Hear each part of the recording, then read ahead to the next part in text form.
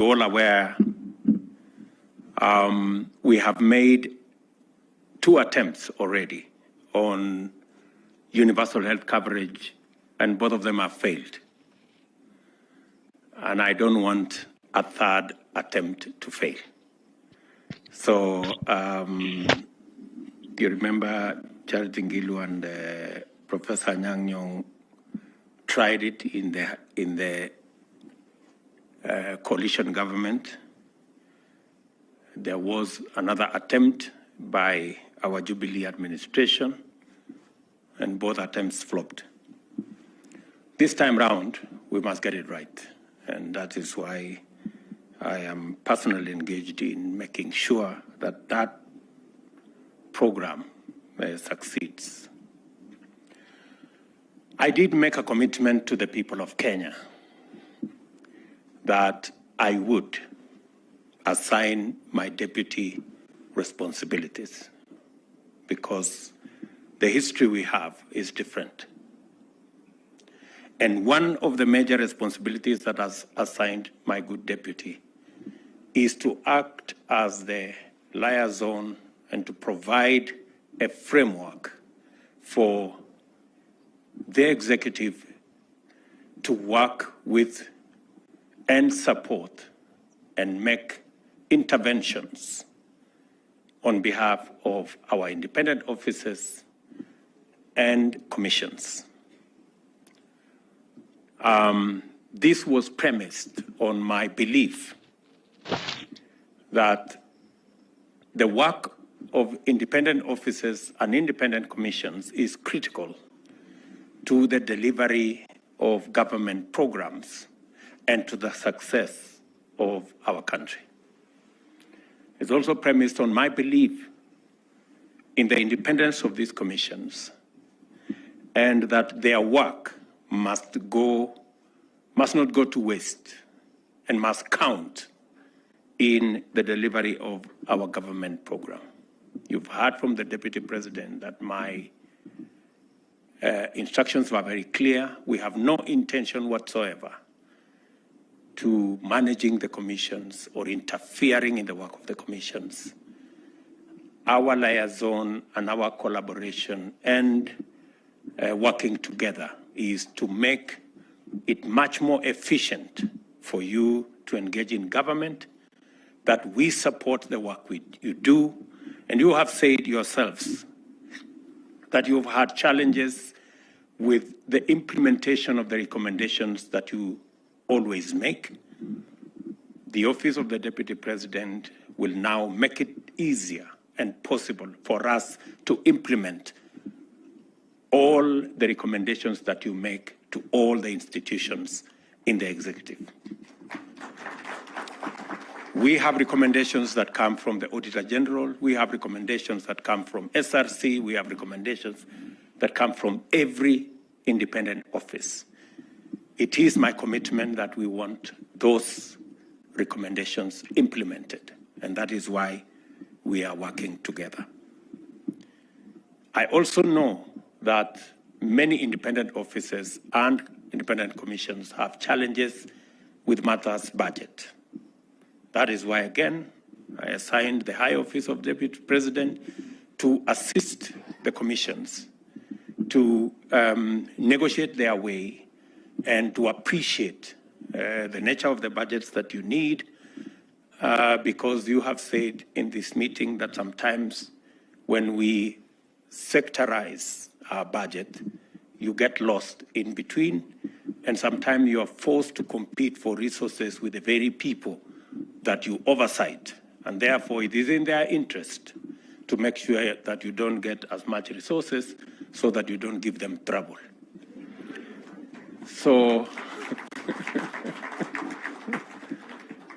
the Deputy President's Office will help you navigate and moderate those kind of things so that you get your due place in the budget making process, and we can be able to appreciate the kind of resources that you require to make the independent offices and independent commissions functional, effective, and efficient.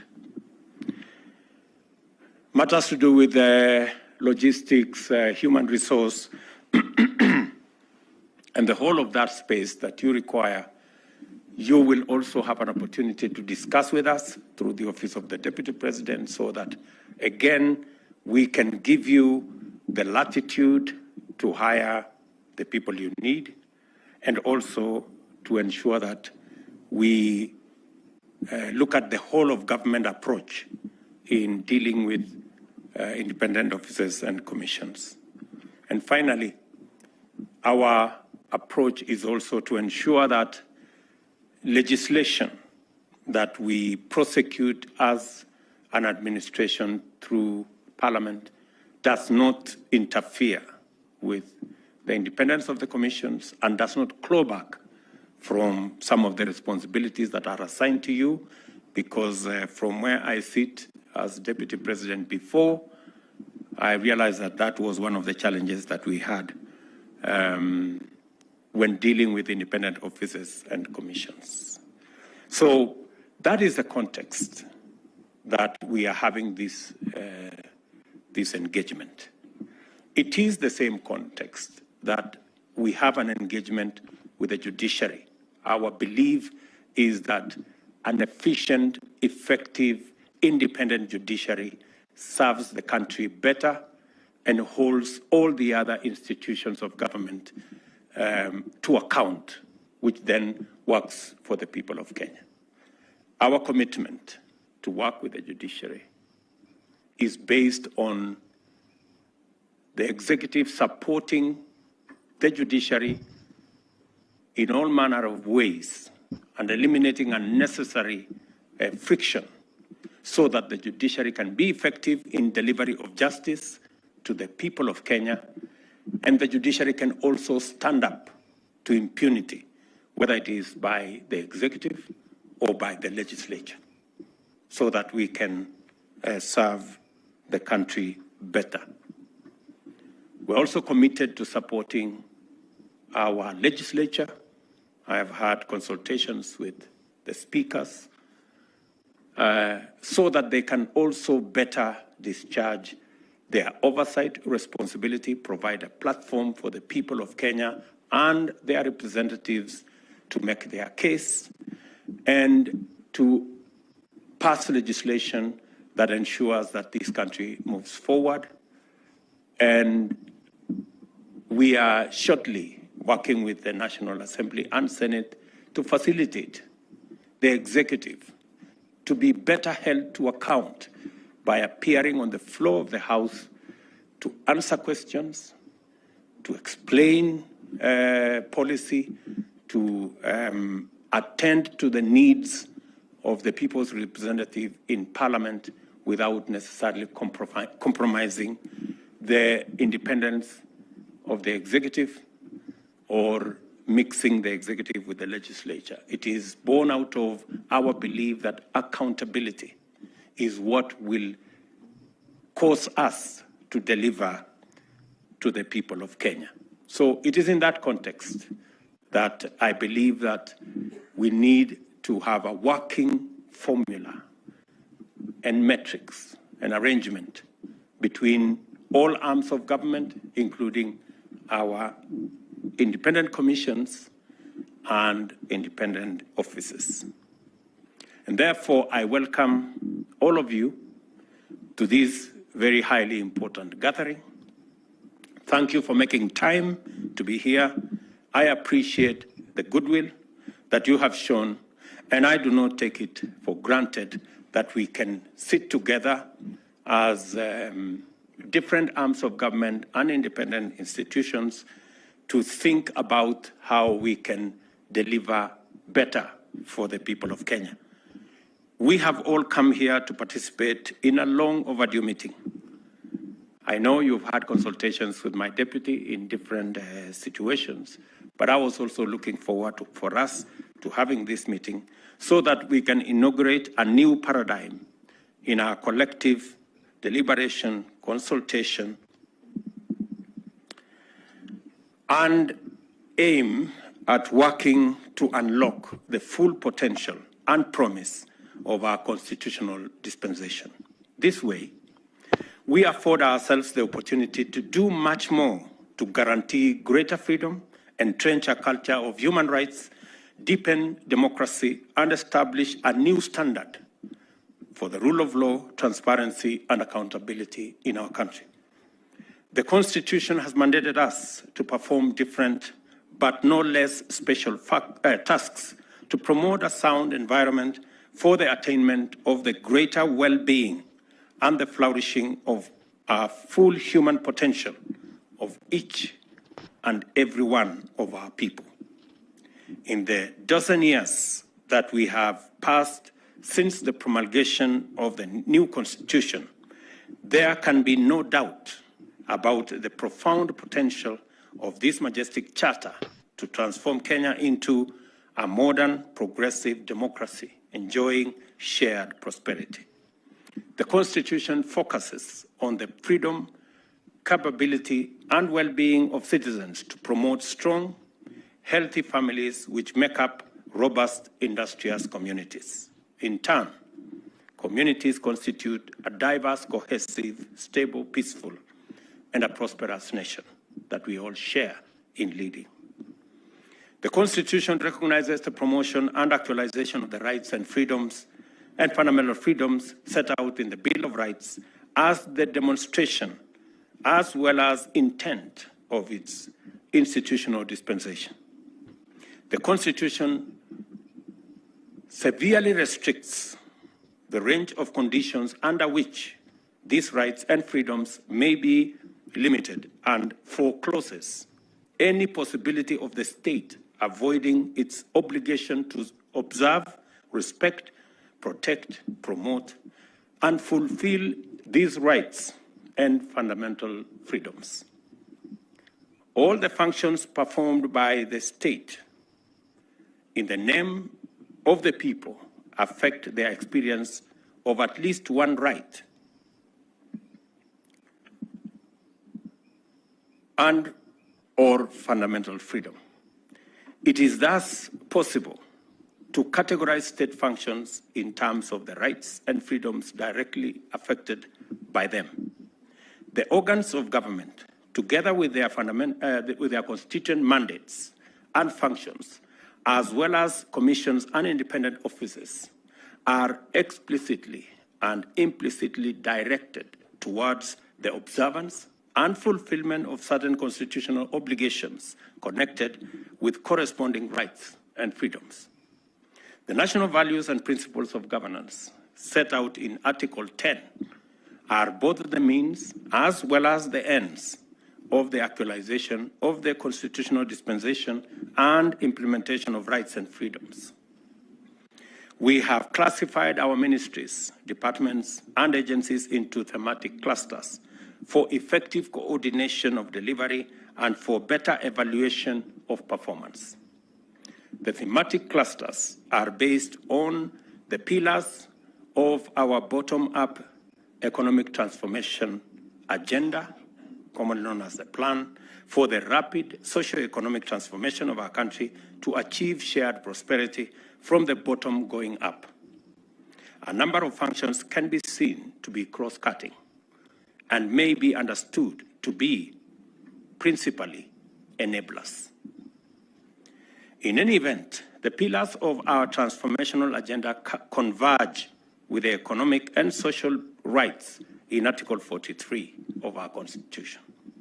We are, on a continuous basis, mindful of the constitutional imperatives tied to our work. They inform our intentions as well as our methods. I realize with much humility that to perform these functions, discharge our commitments, and actualize the foregoing obligations, I am vested with the constitutional authority to constitute certain offices and to appoint state and public officers.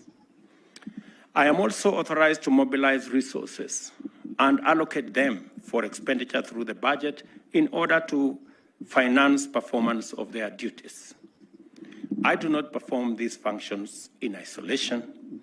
I must receive sound technical advice through my cabinet and other agencies, consult other organs of government, and defer to the feedback from commissions and independent offices. The people's representatives in Parliament furnish me with the necessary instruments to act, including to allocate and spend funds.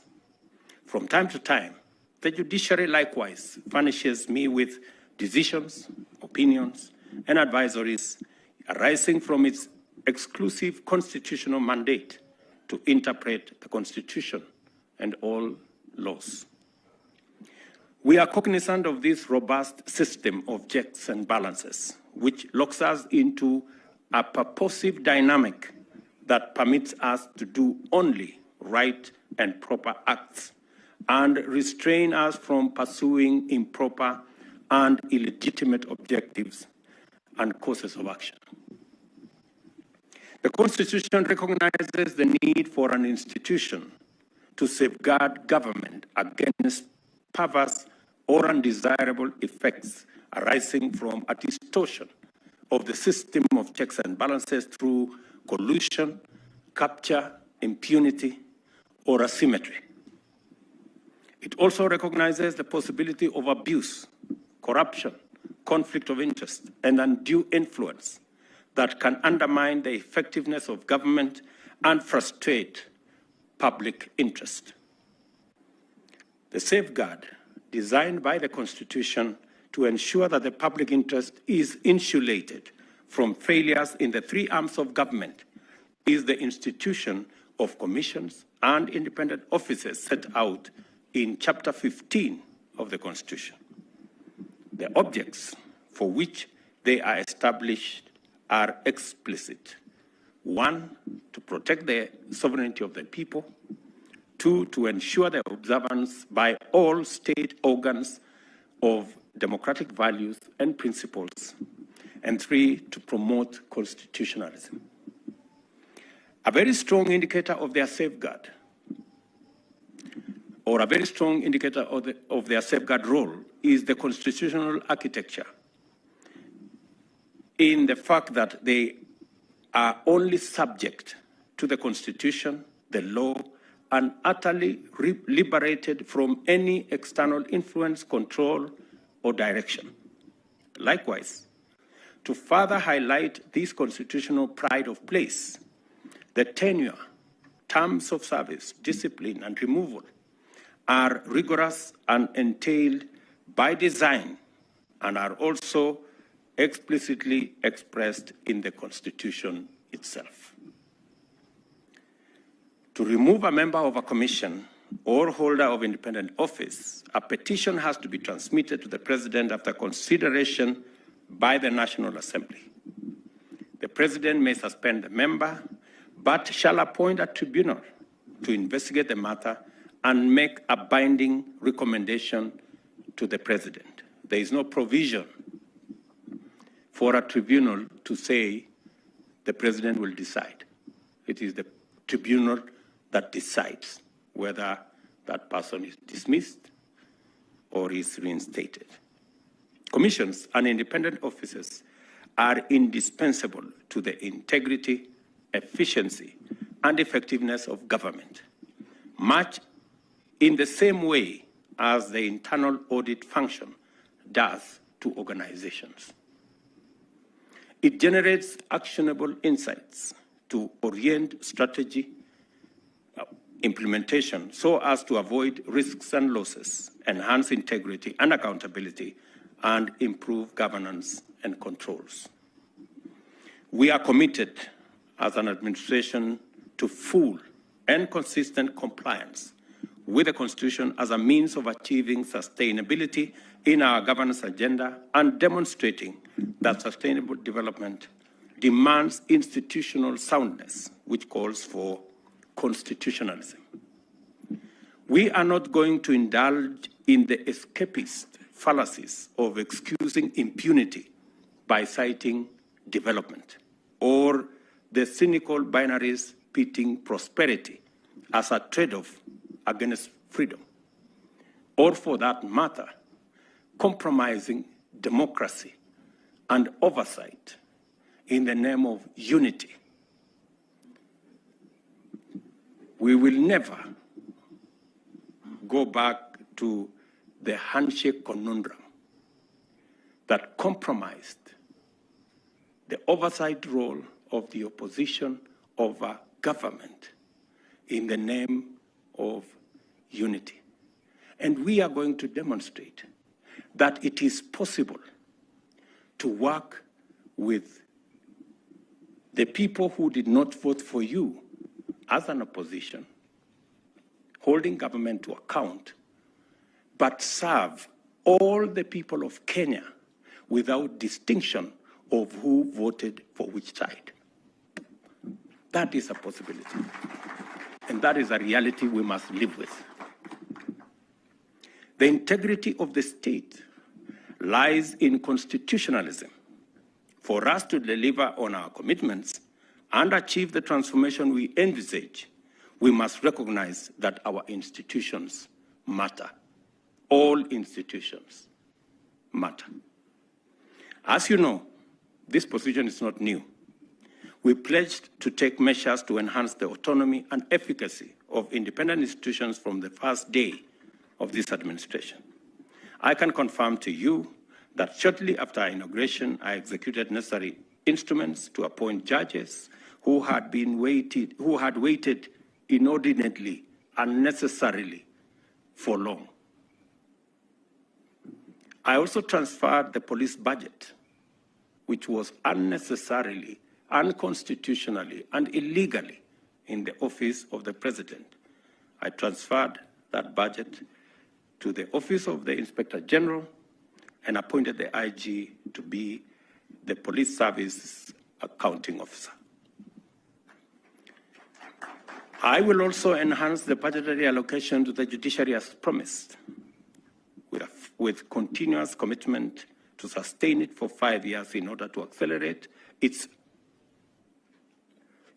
urgently needed infrastructure development, especially in terms of constructing new court stations in presently unserved or underserved parts of the country. I remember instructing last week our comptroller, who was the accounting officer for the defunct NMS, to transfer the money to the judiciary for them to pay for the small claim courts that have been established in Nairobi as part of my commitment when I took office. We therefore have a good track record in connection with this commitment because we believe in doing the right thing, not because it is politically expedient or otherwise advantageous, but because it is the right thing. And the Constitution is our ultimate benchmark of what is right. We have walked this road for a while now, and the judiciary can bear witness that there has been no attempt whatsoever to capture the judiciary or any of its constituent organizations and departments or any of its officers. We want to strengthen our republic by expanding its economy while enriching its institutions. And I mean all institutions, the institutions of parliament, the institution of the judiciary, the institutions under the Chapter 15 institutions of independent offices and independent commissions. Any policy which has the intention or effect of undermining or compromising the autonomy and effective functioning of commissions and independent offices directly assaults the people's sovereignty and through commission or omission sabotages the realization of important rights and freedoms. The existence of the institution of commissions and independent offices, therefore, must force us to stay vigilant at all times and mindful of every real boundary that exists between organizations and agencies of state and government, and by implication of the clear, inevitable, and rigid limits constitutionally imposed on the power and authority we exercise in the public interest. The performance of the Independent Electoral and Boundaries Commission in the last general election, and all the circumstances surrounding it are illustrative of this point. A while back, senior politicians teamed up to manage the presidential succession that was due in 2022, with a view to guaranteeing a very specific outcome of the ensuing election. A political mechanism was therefore instituted to facilitate this objective through the capture of autonomous constitutional bodies. In the case of the IEBC, this mechanism resolved to infiltrate the organization by introducing at its highest level 4 sleeper commissioners whose sole task was to lie in wait for the election, then spring into action and take drastic actions to subvert the will of the people. You have heard how the scheme was hatched in Parliament. At the same time, the mechanism constituted a syndicate to execute a series of strategies consisting of bribery, blackmail, extortion, threats, and intimidation of various public officials of the IEBC, attempt their abduction, torture, and assassination, to storm the National Tallying Center and attempt treasonous insurrection, use of violence to cause the alteration of the vote tallying, as well as entice or bribe or force the IEBC chair to announce their favored candidate, or failing this, eliminate him and replace him with a willing accomplice from among the sleepers. The horrifying drama at Bomas and the emergence of breakaway commissioners answering to external instructions represented a dismayingly low point in our democratic history. A policy to subvert the wishes of the people had even been sanctioned at the highest offices of the state. The sovereignty of the people was in jeopardy. Our fundamental constitutional attribute as a free, open, democratic society based on constitutionalism and the rule of law was under severe test. Chapter 7 of the Constitution on the representation of the people was subjected to the most shameful, egregious assault. As a result, the nation's legitimate mechanism for constituting parliament and the executive was under serious threat of chaos and paralysis. This is the magnitude of the atrocity which shamefully desperate criminal spectacle of the Bomas of Kenya represents. The unfortunate events of 2007-2008 are fresh in our minds. By the time we hauled ourselves out of the abyss that was the 2007 post-election crisis, we had lost thousands of lives, millions of livelihoods. We had lost confidence in our institutions. We had lost a lot of hope, and we had lost political sense. The 2022 assault was intended to go much further and subject this country to a much more insurmountable existential predicament. In the midst of this menacing storm of violent criminality, unrelenting corruption, and reckless determination to subvert the Constitution, dismantle institutions, and take our nation apart, a ray of courage and integrity was shown on us by God's grace. The leadership of the IEBC, comprising a minority of the commissioners, the secretariat, and the staff of the commission, rallied together and resolved to vindicate the democratic will of the people of Kenya. At great personal cost to themselves, They worked under extremely harrowing conditions to deliver an election which met the constitutional standard and announced results that were beyond reproach. Regrettably, IEBC officers were murdered in the course of duty by actors interested in compromising the elections. Many more were subjected to serious threats, coercion, intimidation, and all forms of pressure by emboldened agents of impunity. We now know that Chairman Wafula Chebukati, who is in this audience, and Commissioners Abdi Yakub Gulie and Boya Molu, as well as the CEO, Hussein Marjan, and their staff, were offered stupendous financial rewards to cooperate with the agents of impunity, but they bravely resisted. I think these good people deserve a clap, a much.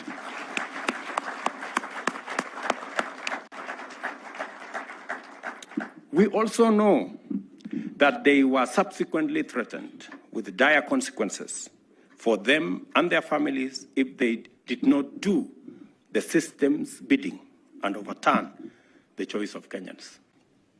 Again, we know that they stood strong and firmly said no. Can we clap for these people?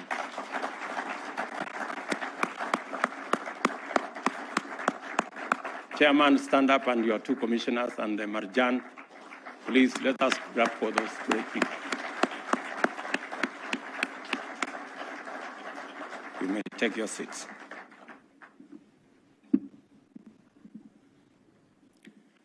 We also know that there was a direct attempt to abduct Wafula Chebukati and murder him so that the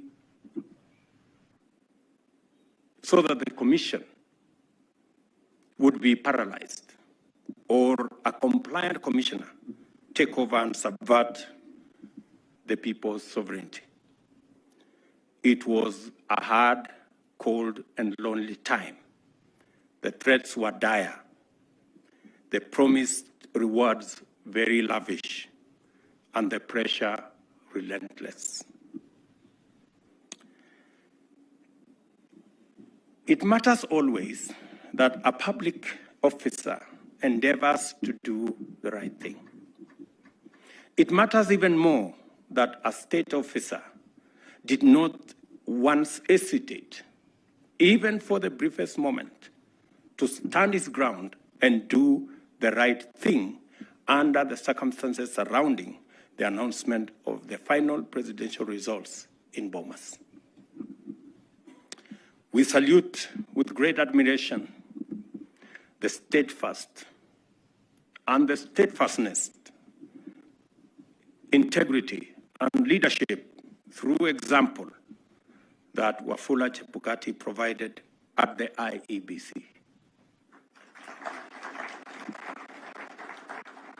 It is this uncompromising commitment to his constitutional responsibility that enabled Chebukati lead IEBC in learning effectively from the 2013-2017 elections to deliver an election that met the highest standards, and in fact, that was unstealable. It takes a person who can stare death in the face and nevertheless pursue the right course of action to uphold, protect, and defend our constitutional values and principles, and to enable the legitimacy and to enhance the legitimacy of our institutions, as our brothers in the IEBC did. The IEBC had 3 such people, just 3. Even though they were in the minority, they were enough to do the right thing. How much better our nation would be if all the people serving in our institutions were as committed, as courageous, and as patriotic. In the same vein, the Supreme Court decision to uphold the outcome of the presidential election vindicated Chebukati and his team and the staff. The pen of history will do the rest, for sure.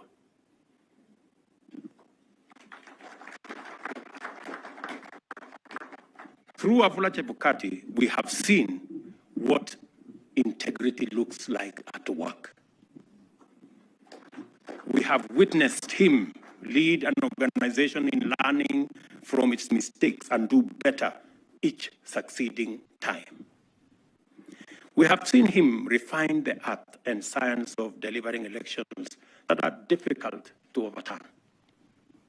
Finally, we have seen him and his team withstand heat and pressure, resist threats and intimidation, reject bribes and enticements in order to stand with the Constitution and with the people of Kenya. How I wish each and every chairman, each and every commissioner, and each and every holder of an independent office can stand in the manner in which Chebukati has led and his team by example.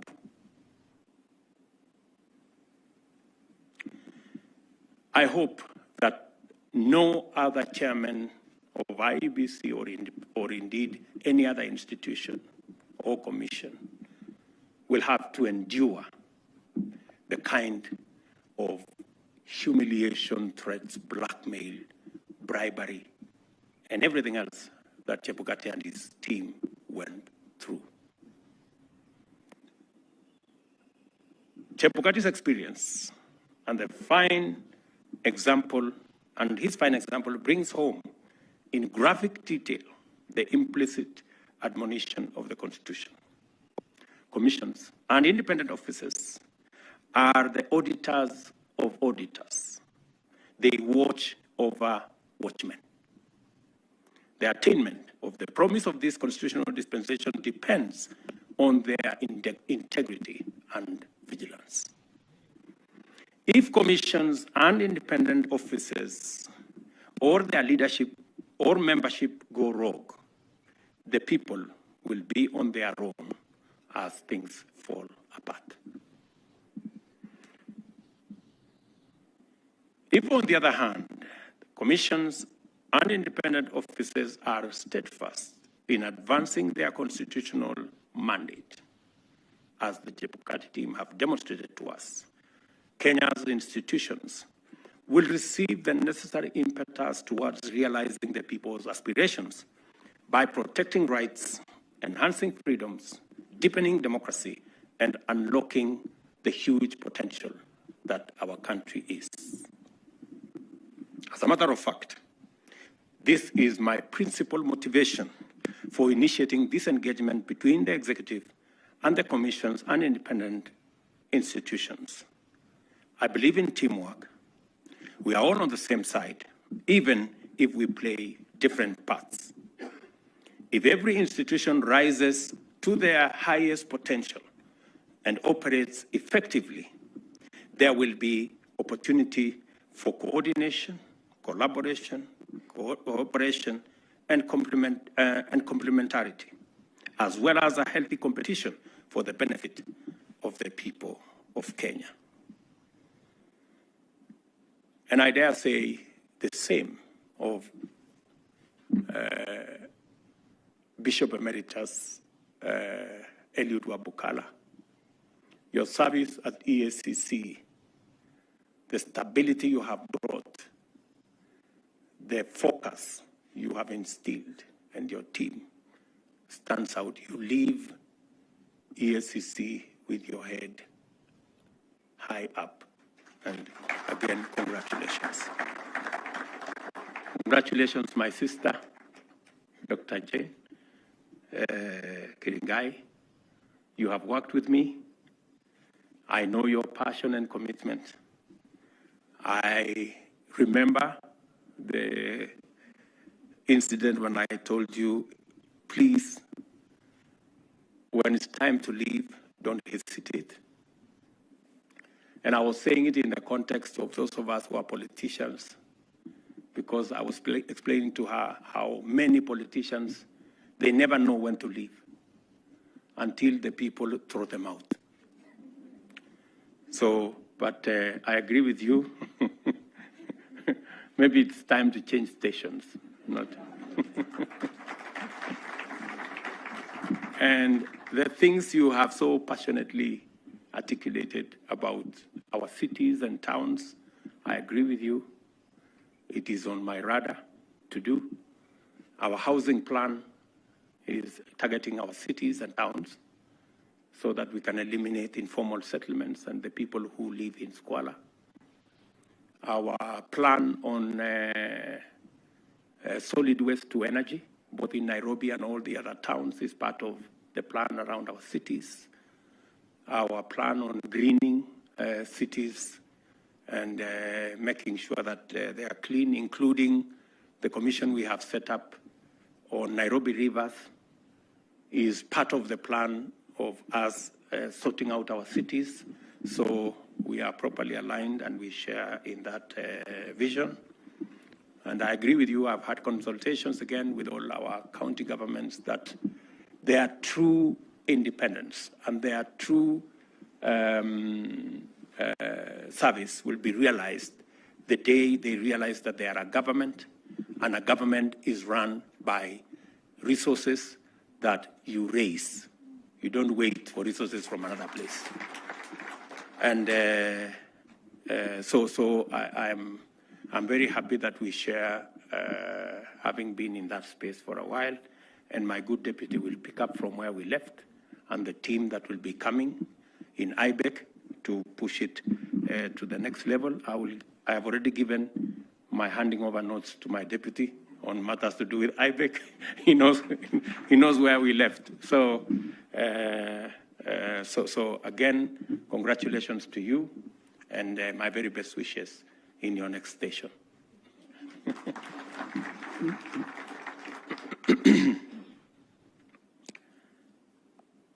Finally, the purpose of this gathering, therefore, is to kickstart sustained deliberation and productive engagement on the most appropriate ways and means of accelerating the full actualization of our constitutional dispensation.